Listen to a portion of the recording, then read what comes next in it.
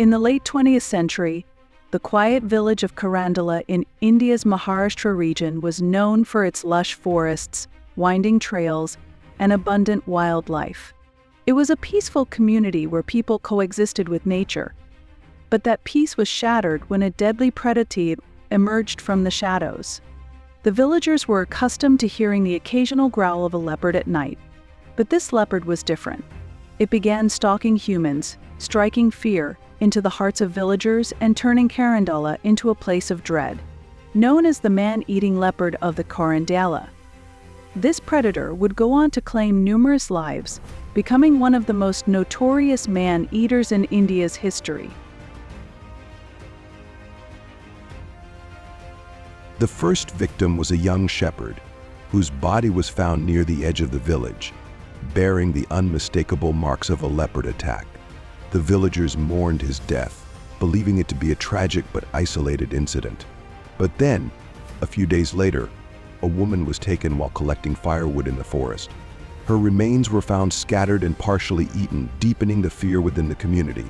Soon, the leopard began targeting villagers who were alone or working near the forest's edge. It seemed to have developed a taste for human flesh, and as the attacks continued, a chilling realization dawned on the villagers.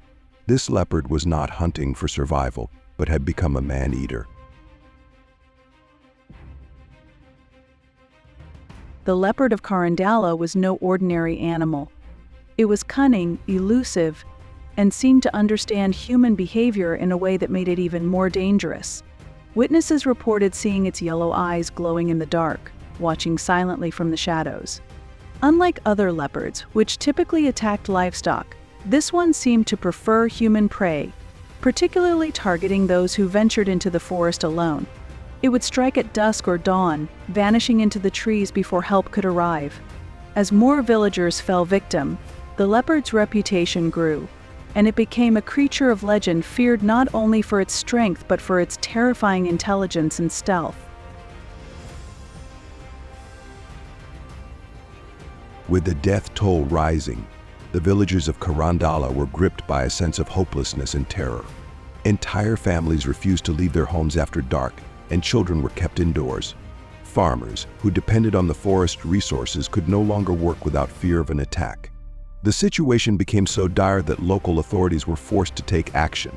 They sent out calls for help, hoping that experienced hunters could track down the man-eater and bring an end to the bloodshed. The arrival of hunters, armed with rifles and traps, provided a glimmer of hope to the terrified community. But even for these skilled trackers, the leopard of Karandala would prove to be an elusive and deadly adversary. Several hunters, experienced in tracking big cats, arrived to confront the infamous leopard. They set traps, arranged baits, and organized night patrols in an effort to catch the elusive predator. But the leopard seemed to outsmart them at every turn, evading traps and appearing in unexpected places. The hunters discovered that the leopard's agility and knowledge of the dense forest gave it a clear advantage. At times, they would find fresh tracks, only for the leopard to vanish again into the undergrowth. As the weeks passed, the frustration grew, and some hunters began to suspect that they were being hunted themselves. The leopard's skill and intelligence were unparalleled, making it one of the most challenging hunts of their careers. After weeks of tracking and failed attempts, the hunters finally managed to corner the leopard in a remote part of the forest. As night fell, they set up a watch, hoping the leopard would make a move. What followed was a tense standoff in the dark, with the leopard watching the hunters from a distance, its eyes gleaming in the moonlight. The hunters could sense that the leopard was preparing to strike, and they knew they had only one chance. With nerves of steel, one of the hunters took aim, and as the leopard charged, he fired a shot that hit its mark. The creature collapsed, its reign of terror finally brought to an end. The villagers of Karandala breathed a sigh of relief, though they knew that the memory of the man-eater would linger for generations.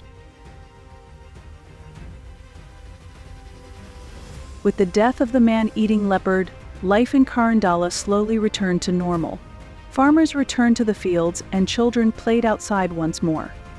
But the memory of the leopard's attacks remained a haunting chapter in the village's history. People spoke of its intelligence, its eerie ability to avoid traps, and its seeming understanding of human behavior. Some believed that the leopard had been possessed by an evil spirit, while others thought it was simply an aberration of nature. The villagers would often share stories of the man-eater, passing down tales of the ghostly predator that had once terrorized their lives. Wildlife experts and historians have long debated what caused the Karandala leopard to become a man-eater.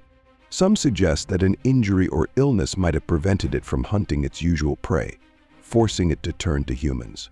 Others believe that deforestation and habitat loss drove it closer to human settlements, increasing encounters with people.